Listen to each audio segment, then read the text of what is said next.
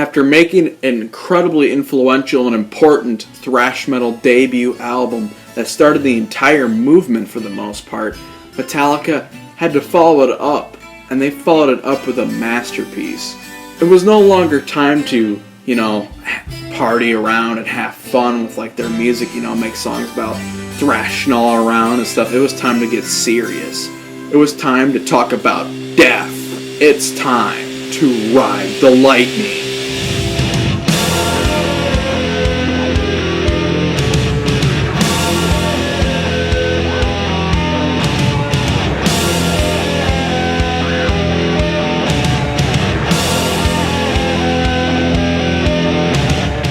Ride the Lightning came out in 1984, a year after Kill 'Em All, and the artwork is awesome. It's blue and black for the most part, and it sports a new 3D version of the Metallica logo that's very kick-ass. It's my favorite version of the Metallica logo. It shows a electric chair floating in the air with lightning in the background, and a lot of people have said this, that they felt this way until they got like a close-up version of the artwork, where to them it looked like a microphone. And I used to think that too. This is the first album to be produced by Flemming Rasmussen, who is really good at having this like classic thrashy, cutthroat metal sort of sound to the production. But overall it's still kind of a messy sound, but it definitely sounds cool. And this album kind of shows a step up with not just songwriting, but also technical playing. Lars has a lot more technically good drum parts. Cliff has a lot of great bass features. You can hear him a lot more. James' songwriting, like I said, definitely has improved. There's even a couple parts where he does solos on the album. And of course, Kirk, he does some of my absolute favorite solos in metal on this album. And what's so great about this album is that it has a lot of like really heavy, crazy, thrashy songs, but then also has a lot of like diversity to it too. There's the first Metallica ballad, and there's an incredible long instrumental. What's interesting is for the promotion of this album, Metallica didn't want to give into MTV yet, but what they did for like promotion was they would put posters up everywhere in all these like music stores and stuff to promote their album, and they were starting to get a little bit of push during this time. Not as big of a push and of like fame would they get on Master of Puppets or especially Justice for All, the Black Album, but they were starting to become big in the underground metal scene. And they also had a problem with recording this album because a lot of their gear and stuff was stolen before recording the album, so they had to get like all new stuff, so their instruments and everything sound completely different and new and fresh and exciting. Let's get into this technically incredible masterpiece of metal. We start the album with Fight Fire with Fire, which has like a weird classical intro that kind of sounds like D from Randy Rhoads. And it's sort of like, what the fuck is this, like a metal album? But of course, that leads into the most misleading song ever. For the people that went into the song thinking that this was going to be like a softer song, their ears were in for a big surprise when the explosion of the actual song comes in. And it goes into one of the most frantically thrashy riffs of all time. It's so fucking barbaric. There's hardly a melody in this riff. It's just so hardcore. And then when the singing comes in, it's like hardly even following like a melody of any sort. It's just do unto of us as they done to you. It's like fucking completely barbaric and awesome. And then of course when you get to that pre-chorus part, the riffing is absolutely insane, almost like a death metal riff in there. And of course the chorus is awesome, the chugging is super fast in that part and completely thrashy. And I really love the lyrics of the song because it's about nuclear war and the sort of tension between America and Russia. So that's what it is. Fight fire with fire. If one fires a nuke at you, you fire back. However, my favorite part of the song is when it gets more into the middle and you hear like a really great guitar solo from Kirk Hammett. And then you have this amazing lead guitar melody between Kirk and James playing this awesome part that might be one of my favorite parts of the entire album. And then there's this one cool part which kind of pisses me off because it shows that Lars could have been doing way better drumming throughout the entire song. There's this part where he does this really crazily fast double bass kick where it's like and then it builds back up to the verse. It makes me wonder, why didn't he just do that awesome frantic double bass playing throughout the entire song? Because that's my favorite part of like any of the verses is when he does that crazy double kick part.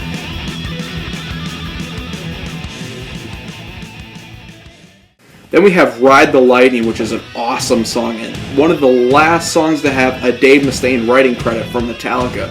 And this is one of the songs that's not necessarily written by Dave Mustaine. He actually has like a riff or two in there, especially the spider crawl, which you'll find in the middle section of the song, which is the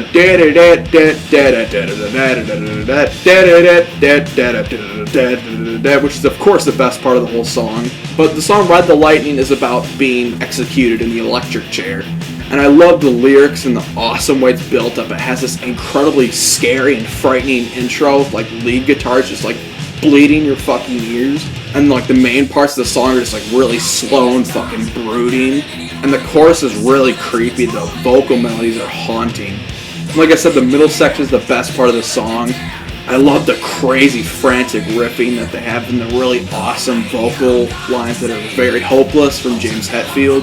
And I love the way he says, "I don't want to die," and then they like mess with his vocal track as if the person is being killed as he says it. And the guitar solos in there are absolutely amazing. One of the best songs of the entire album.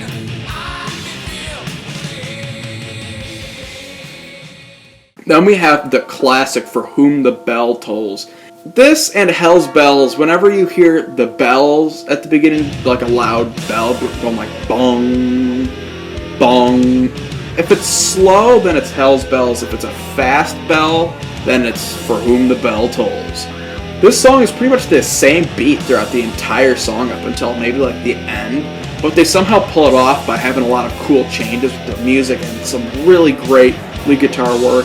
And the really awesome, gruff way James sings in the song is perfect, especially in the build-up to the chorus, and then right when you get into the chorus, his awesome, like, haunting echoes, the time marches on. One of the best parts of the entire song.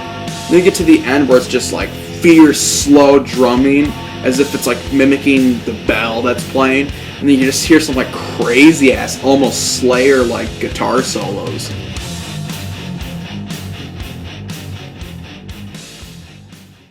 Then we have an interesting song, Fade to Black, the very first Metallica ballad. Now, a lot of idiots I've seen have said this is like a terrible song, it's a sellout, it's a ballad, blah blah blah blah blah, power ballad. But Fade to Black is about killing yourself. And James wrote this song when he was really depressed when they got all their gear stolen. And I don't think he was suicidal, but he was just kind of writing a song about someone who would be suicidal and stuff. It's a very, very beautiful song, and I do really love the melodic guitar solos that Hammett does over the music. It's really great. And even though James still had like a rough voice at this time, he still delivers a really, really great, beautiful vocal performance. However, my favorite part of the song is when it starts to get really heavy. That riff right there, which sounds a lot like Sabbath Bloody Sabbath's main riff, is really awesome. And I love the amazing, powerful way that James sings right there. And of course, you get the build-up to that guitar solo, and you have the immensely epic guitar solo at the end that's like 2.5 minutes long. It just keeps going and going and going and going. I think it's a little bit too long, but of course, it's still awesome, and the best part is that part at the end, that awesome it still blows my mind every time I hear it.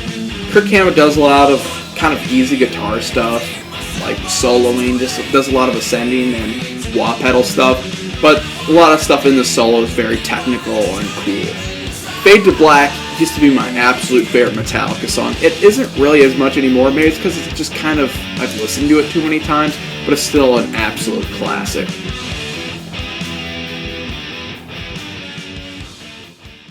Then we have the song Trapped Under Ice, an awesome deep cut. This and Escape are kind of like the fillers on the album, but this one is awesome. It's very thrashy, and I kind of like it more than Fight Fire with Fire, to be honest with you.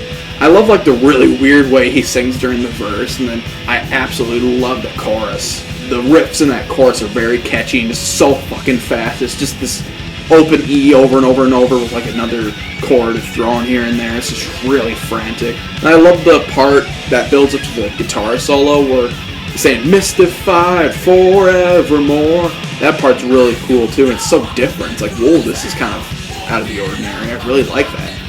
Definitely one of Metallica's best deep cut songs. It's really cool and very underrated.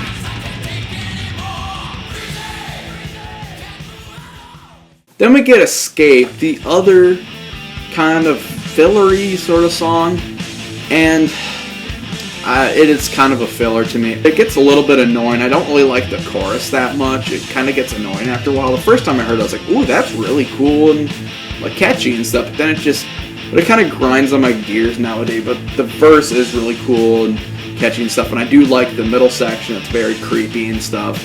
It just feels a little bit out of place, like the tone is a little too happy and stuff.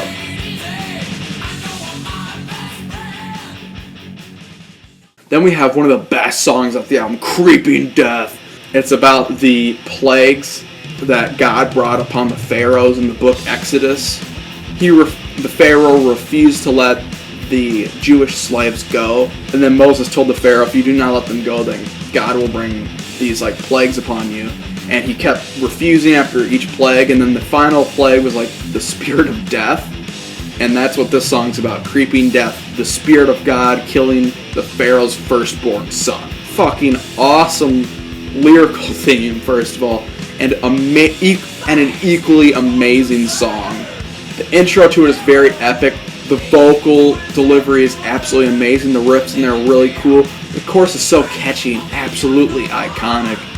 There's a lot of great riffing, like soloing in the middle part, and then you get to that really classic part that's always awesome live, where it gets in like this really slow, heavy pounding riff, and it keeps saying, die, die, die. And then towards the end, after like the final chorus, we have some amazing lead guitar melodies by James and Kurt. This was also, I think, like the lead single off the album.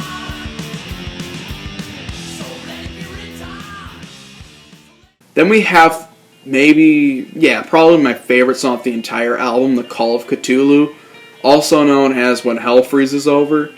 I like both song titles, because When Hell Freezes Over was the original demo title, but then they changed it to Call of Cthulhu. And I don't know why it's Call of Cthulhu, and why not just Call of Cthulhu. But Cliff Burton, who was the one that picked the name, because he was super into the Mountains of Madness and the Cthulhu books and stuff like that he wanted to name it after that, but then like changed the name for some reason. I think to maybe avoid copyright. This is one of the also last songs that have a Dave Mustaine writing credit. He kind of wrote the chord progression at the beginning, which is really cool.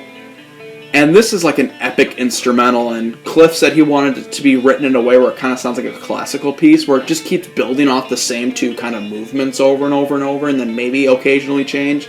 That's what it does. It goes through this beautiful intro part that's very moody and atmospheric, then gets into the heavy parts and keeps progressing off itself with some great epic riffs, and you hear the bass doing some really crazy shit over top of it. And then we have this awesome riff build up to the Kirk Hammett guitar solo, which is probably one of my absolute favorite metal solos and my favorite Metallica solo ever. It just keeps going and going and going and building upon itself. And my favorite part was where he goes like doo doo doo doo doo doo doo doo doo doo doo doo doo doo. And that part is like the climax of the song to me. It just gets so fucking epic at that point. And like I said, it's just the same things kind of over and over, but they're just progressing over top of it. And then we get to the end, it's like finally kind of going full circle, and then it goes to this epic conclusion. And then it goes back into the beautiful intro and then ends again. It almost has like two outros. It's weird.